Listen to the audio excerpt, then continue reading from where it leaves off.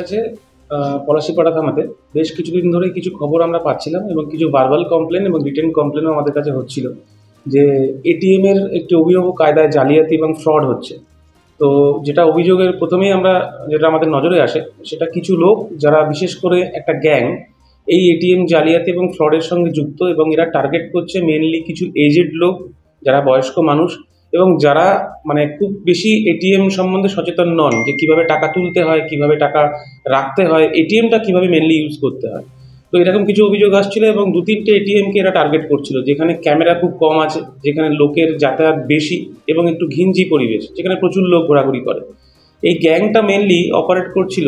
আমাদের কাছে যখন খবর আসে আমরা তখন ইনকোয়ারি শুরু করি, তাতে যেটা জানতে পারি গ্যাংটা মেনলি অপারেট করছিল যেখানে ঘিঞ্জি এলাকা লোকজনের ভিড় আছে, সেখানে এরা লোকের মধ্যে মিশে যেত এবং যখন এই বয়স্ক লোক বা যখন যারা আসতো টাকা তুলতে, এরা তাদেরকে টার্গেট করতো, যারা অনেকক্ষণ এটিএমে সময় নিচ্ছে। এবং আমাদের কাছে খুব সন্দেহের ব্যাপার যে মানুষ প্রত্যেকে অভিযোগ করছে টাকা তুলতে যখন তারা যাচ্ছে এটিএমে কার্ড যখন সোয়াইপ করছে, এটিএমে কোনো একটা প্রবলেম হচ্ছে, টাকা উঠছে না এবং কার্ড ইউজ হচ্ছে না, বাট কার্ড নিচ্ছে মেশিনে, তখনই এরা পেছনে লাইনে দাঁড়াচ্ছে টাকা তোলার নাম করে এবং সেই লোকজনকে বা তাদেরকে বলছে যে আমরা আপনাকে হেল্প করে দেবো টাকা তোলার জন্য, কি আছে দেখি, কি হয়েছে, কি সমস্যা, এই বলে বয়স্ক লোক এবং যারা জানে না তাদেরকে টার্গেট করে এটিএমের ভেতরে ঢুকছে এবং কথার অচিরায় তাদের সঙ্গে এটিএমের পিন নাম্বার জেনে নিচ্ছে। কিছু কিছু ক্ষেত্রে আমরা দেখেছি যে এরা টাকা তুলে দিচ্ছে, 2000-4000 টাকা তুলে দিচ্ছে এবং কার্ডটা কথার খেয়ালেই চেঞ্জ করে দিচ্ছে। এদের কাছে অন্য একটা এটিএম কার্ড থাকে, সেটার সঙ্গে পাল্টে দিচ্ছে।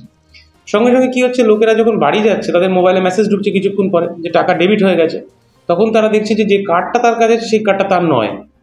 এরকম বহু অভিযোগ আমাদের কাছে আসার পরে আমরা একটা টিম ফর্ম করি, আমাদের একটা পিসি টিম, যার লিডারশিপে আমাদের দায়িত্বে ছিল সাব ইন্সপেক্টর মিন্ময়। ও একটা টিম নিয়ে তদন্ত শুরু করে এবং সেটা করে আমরা যেটা জানতে পারি যে 2-3টে এটিএম যেখানে মেনলি সিসিটিভি ফুটেজটা পাওয়া যায় না, সেই জায়গাগুলোকে এরা টার্গেট করছে। তদন্তের প্রথমেই আমরা দেখি যে কোথার থেকে টাকাগুলো ডেবিট হয়েছে। সেই টাকার তদন্ত করতে গিয়ে আমরা দেখি যে মেন কিছু এটিএম, ডিফারেন্ট কিছু পেট্রোল পাম্প এবং একটি পেট্রোল পাম্প বেতুয়ার, তার থেকে মাঝে মাঝে টাকা ডেবিট হয়েছে ম্যাক্সিমাম কেসে। তো সেই জায়গার ফুটেজ আমরা কালেক্ট করি, মানে ওই সিসিটিভি ফুটেজটা, তাতে আমরা দুজনকে আইডেন্টিফাই করি এবং একটা বাইককে আইডেন্টিফাই করি। সেই মোতাবেক আমাদের কাজ শুরু হয়। মাঝখানে 3-4 দিন আমাদের কাছে কোনো অবজেকশন বা কোনো কমপ্লেন এই ব্যাপারে আসেনি। আবার আমাদের কাছে টিমটা আমাদের এই 3-4 দিন ধরে কাজ শুরু করে এবং সেখানে 3-4টে এটিএম আমরা নজর রাখা শুরু করি। গতকাল আমাদের কাছে একটি অভিযোগ হয়, সেম অভিযোগ, আমরা তার বেসিসে কেস স্টার্ট করি এবং গতকাল আমাদের টিমটা ওখানে গিয়ে ওই বার্নিয়ার একটি এটিএম আছে অ্যাক্সিস ব্যাংকের, সেই অ্যাক্সিস ব্যাংকের এটিএমের কাছে সিভিলে আমাদের টিমটা ওথ পাতে এবং যথারীতি সময় মতন কিছু লোকজন ওখানে যাতায়াত শুরু হয়। আমাদেরই একজন লোক, বয়স্ক লোক, যারা আমাদেরই মধ্যে ইনভলভ, আমাদেরই পুলিশের পার্সন, তাদেরকে আমরা কাস্টমার সেজে পাঠাই এবং কিছুক্ষণ পর প্রবলেম হচ্ছে বলাতে বাইরে থেকে একটি ছেলে সে ভেতরে ঢোকে, যে আমি দেখি কি হয়েছে, এবং সেম প্যাটার্ন মিলে যায় আমাদের লোকের সঙ্গে। সঙ্গে সঙ্গে আমাদের টিম তাকে ধরে ফেলে এবং ধরে ফেলে জিজ্ঞাসাবাদ করায়, সে পুরোটাই স্বীকার করে এবং আমরা তাকে অ্যারেস্ট করেছি। আজকে আমরা পিসি রিমান্ডের জন্য পাঠাচ্ছি। আমরা 10 দিনের পিসি রিমান্ড চেয়েছি এবং পিসি পিরিয়ডে আমরা জানার চেষ্টা করব যে এর সঙ্গে আর কে জড়িত আছে এবং এই যে টাকাগুলো এরা তুলে নিয়েছে, এই টাকাগুলো এরা কোথায় কোথায় রেখেছে বা কী খাতে ইউজ করেছে বা আর কে ইনভলভ আছে। কমপ্লেন যে করেছিল কত টাকার ওনার ফ্রড হয়েছিল? ওনার টোটাল ফ্রড হয়েছে 46,000 টাকা। ওনার যখন ফ্রড হয়েছে তারপরে উনি ব্লক করে দিয়েছে ওনার এটিএমটা, মানে যখন পাবলিক বা কাস্টমার জানতে পারছে অটোমেটিক ততক্ষণে এটিএম চেঞ্জ হয়ে গেছে এবং সে তখন ব্লক করে দিয়েছে। আমাদের কাছে এরকম ফ্রডের অ্যামাউন্ট এসছে 86,000, 32,000, 1 লাখ, 1,40,000, এরকম নানান রকম অ্যামাউন্টের।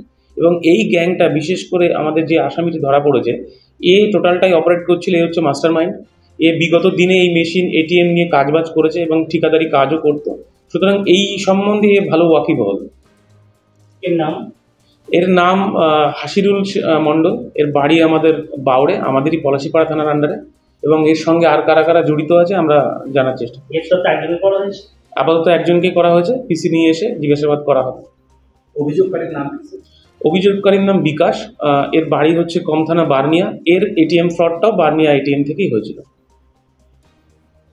কত টাকার জালিয়াতি করেছে বলে এখনো অবধি আমাদের যা আমরা হিসাব পাচ্ছি বা ও এখনো অবধি যা আমাদের কাছে বলেছে, তাতে প্রায় 5 থেকে 6 লাখ টাকার মতন এখনো অবধি জালিয়াতি করেছে।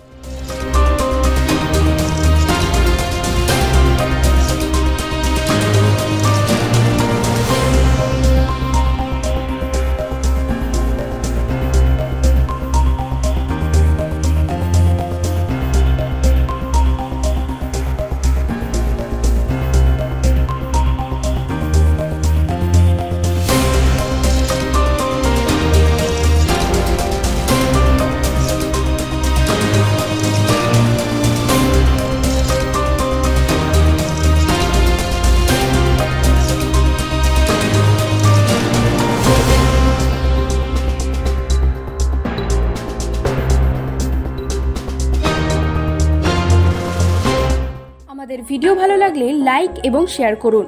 কমেন্ট সেকশনে গিয়ে জানান আপনাদের মতামত। আরও ভিডিও পেতে আমাদের চ্যানেল সাবস্ক্রাইব করুন এবং প্রতি মুহূর্তে খবরের আপডেট পেতে প্রেস করুন বেল আইকন।